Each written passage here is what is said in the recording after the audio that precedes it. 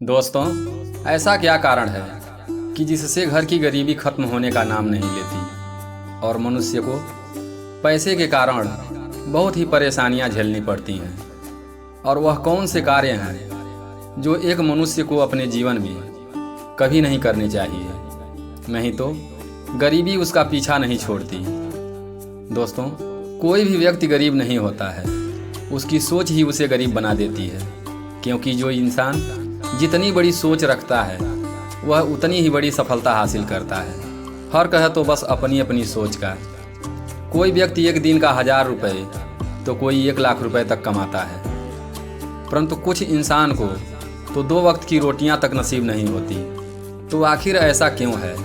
क्योंकि कोई व्यक्ति अमीर है तो कोई व्यक्ति बहुत ही गरीब है, जबकि दोनों को बनाने वाले ईश्वर एक ही हैं। दोस्तों, आज हम आपको इसे एक कहानी के माध्यम से बताएंगे कि घर में आखिर गरीबी क्यों आती है और गरीबी आने का मुख्य कारण क्या है और कौन कौन से कार्य हैं जो हमें नहीं करने चाहिए जिसके कारण घर में गरीबी आती है। लेकिन उससे पहले कि आप कहानी में खो जाएं, हमारे चैनल को सब्सक्राइब जरूर कर दें। आइए बिना देरी किए कहानी शुरू करते हैं। एक समय की बात है जब एक बार माता पार्वती भगवान भोलेनाथ से मिलने के लिए जाती हैं और कहती हैं, आज मैं आपसे एक प्रश्न का उत्तर जानने आई हूँ। तो भगवान भोलेनाथ कहते हैं, हे देवी, बताओ तुम्हारा प्रश्न क्या है, मैं आपको आपके प्रश्न का उत्तर अवश्य दूंगा। तो माता पार्वती कहती हैं, प्रभु, आज मैंने जब पृथ्वी लोक पर देखा तो एक मनुष्य बहुत ही अमीर था जिसके पास अपार धन था और वह अपने आलीशान महल में रहता था। और वहीं एक गरीब मनुष्य था जिसके पास खाने के लिए 2 वक्त की रोटी तक नहीं थी और वह टूटी फूटी झोपड़ी में गुजारा कर रहा था और अपना कष्ट भरा जीवन जी रहा था। प्रभु, इसे देखकर मेरे मन में एक प्रश्न उठ रहा है कि एक आदमी बहुत ही अधिक अमीर है और एक आदमी बहुत ही गरीब है। प्रभु, ऐसा भेदभाव क्यों? तो माता पार्वती की यह बात सुनकर भगवान भोलेनाथ मुस्कुराते हुए बोले, मैं तुम्हें एक कथा सुनाता हूँ जिससे तुम्हें तुम्हारे प्रश्नों का उत्तर मिल जाएगा। तो माता पार्वती कहती हैं, सुनाइए प्रभु। तो माता पार्वती कहती हैं, सुनाइए प्रभु। तो कथा को सुनाते हुए भगवान भोलेनाथ कहते हैं, एक समय की बात है जब एक गुरु अपने शिष्य के साथ कहीं जा रहे थे और रास्ते में चलते चलते उन्हें प्यास लगी और वह एक बड़े से खेत के पास पहुँचे और वहाँ उन्हें खेतों के बीचों बीच एक टूटा फूटा घर दिखाई देता है। तो गुरु अपने शिष्य को लेकर उस घर के पास जाते हैं और दरवाज़ा खटखटाते हैं। तो एक व्यक्ति दरवाजे को खोलकर घर से बाहर निकलता है। तो गुरु उस आदमी से कहते हैं, हम दोनों को बहुत ज़ोरों से प्यास लगी है, तो क्या तुम मुझे पानी पिला सकते हो? तो वह व्यक्ति अपने घर से पीने के लिए पानी लेकर आता है और इन लोगों को दे देता है। और पानी पीकर गुरुजी बहुत ही प्रसन्न हुए और फिर गुरुजी ने उस व्यक्ति से कहा, आपका खेत तो बहुत बड़ा है परंतु इसमें कोई फसल क्यों नहीं है? तो वह व्यक्ति कहता है, गुरुजी, यह खेत मेरा नहीं है, मेरे मालिक का है और मैं तो बस इसमें खेती करता हूँ और इस साल फसल भी पूरी तरह से बर्बाद हो गई है। तो गुरुजी कहते हैं, तो फिर आपका गुजारा कैसे होता है? गुरुजी की यह बात सुनकर व्यक्ति कहता है, गुरुजी, हमारे पास एक भैंस है और मैं उसका दूध बेचकर अपने परिवार का गुजारा करता हूँ और फिर बातें करते करते शाम हो जाती है। तो गुरुजी उस व्यक्ति से कहते हैं, अच्छा, अब मैं चलता हूँ। तो व्यक्ति ने गुरुजी से कहा, गुरुजी, अब कुछ ही देर में रात हो जाएगी और आप दोनों इस रात को कहाँ जाएंगे?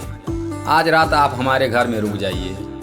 तो गुरुजी ने कहा, ठीक है, और गुरुजी वहीं रुक जाते हैं। और जब आधी रात बीत चुकी होती है तभी अचानक गुरुजी की नींद खुल जाती है और गुरुजी अपने शिष्य से धीरे से कहते हैं, अब हमें यहाँ से चलना चाहिए।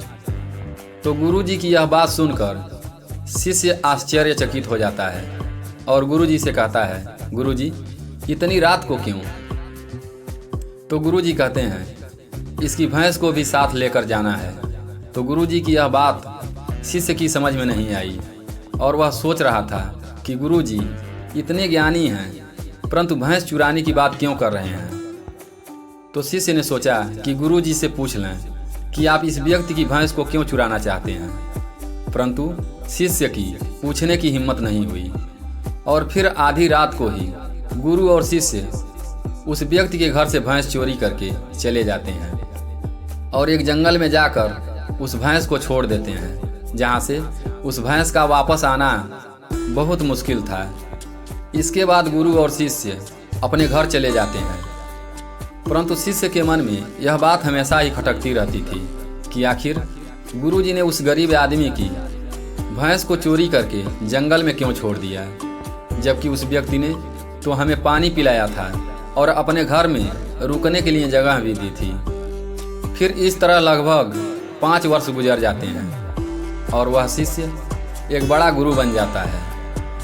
तो वह सोचता है कि क्यों ना उस व्यक्ति से मिला जाए जिसकी भैंस गुरुजी ने जंगल में छोड़ दी थी, और उसकी कुछ आर्थिक मदद भी की जाए ताकि उसकी आगे की ज़िंदगी खुशहाल हो जाए। और इस तरह शिष्य 5 साल बाद उस आदमी से मिलने जाता है और वहाँ का दृश्य देखकर आश्चर्यचकित हो जाता है, क्योंकि वह झोपड़ी की जगह एक विशाल मकान बन गया था और उसके खेत में काफ़ी बड़े पेड़ लगे थे और फसल भी काफ़ी अच्छी थी। यह सब देखकर शिष्य ने सोचा भैंस के चले जाने के कारण वह व्यक्ति सब कुछ बेचकर यहाँ से चला गया होगा और यहाँ कोई अमीर आदमी रहने लगा होगा।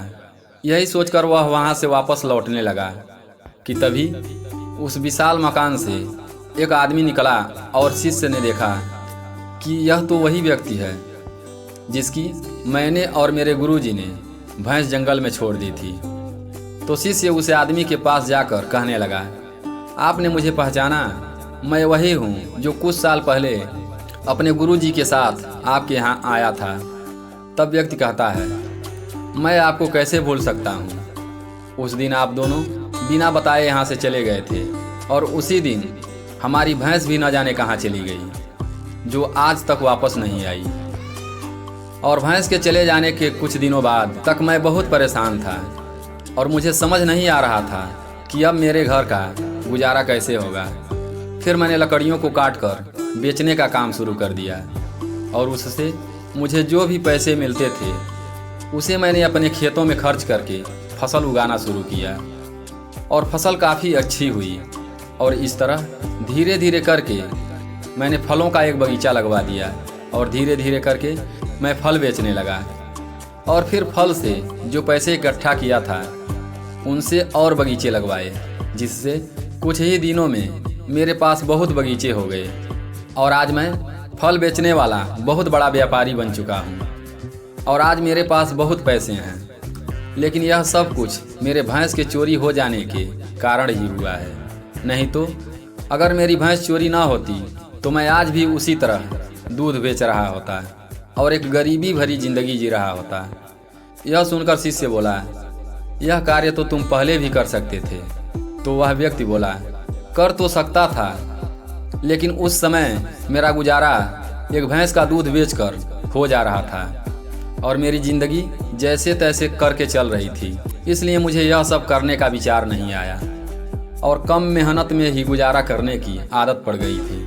परंतु जब मेरी भैंस चोरी हुई तो मुझे समझ आया कि ज़िंदगी में अमीर बनने के लिए थोड़ी मेहनत से काम नहीं चलता, बल्कि उसके लिए बहुत मेहनत करनी पड़ती है।